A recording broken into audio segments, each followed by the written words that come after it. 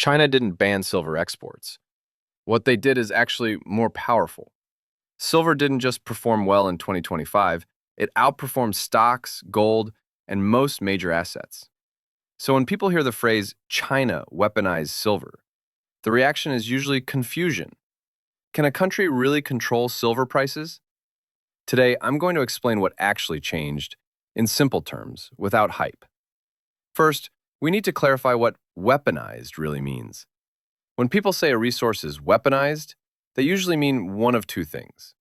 Either a country completely bans exports, or a country allows exports but tightly controls who can export, when, and how much. In silver's case, the evidence points to the second option.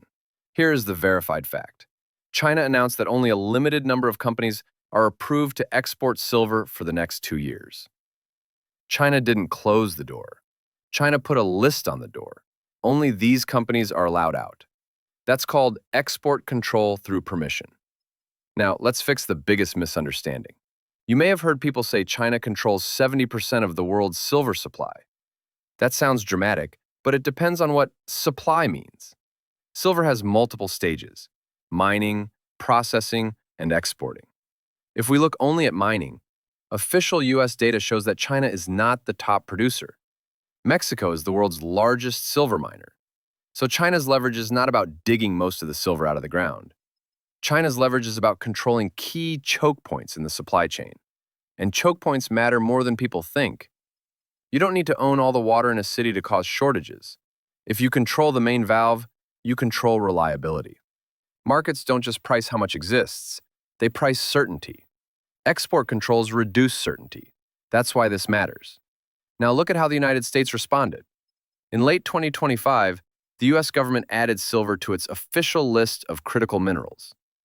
Silver is no longer treated as just another metal. It's treated as a strategic input. That doesn't mean new mines appear overnight. Mining takes years. But it does mean silver now has political and national security attention. And that changes how governments behave. Now here's something most silver videos completely ignore. In early January, large commodity indexes rebalance. That means big funds are forced to buy or sell based on rules, not opinions. In January 2026, billions of dollars worth of silver futures may be sold purely due to index mechanics. This selling has nothing to do with fear, nothing to do with fundamentals. It's just automated money movement. That means silver prices can fall sharply even if the long-term story stays intact. This is why silver can feel confusing. Now let's talk about supply. Most silver is not mined on purpose. It's often a byproduct of mining other metals like copper, lead, zinc, and gold. That means higher silver prices don't automatically create more supply. Supply responds slowly. This is one reason silver markets can stay tight longer than people expect. So did China weaponize silver? If you mean China shut exports completely, that's not accurate. But if you mean China increased control by deciding who gets permission to export, that is a fair description.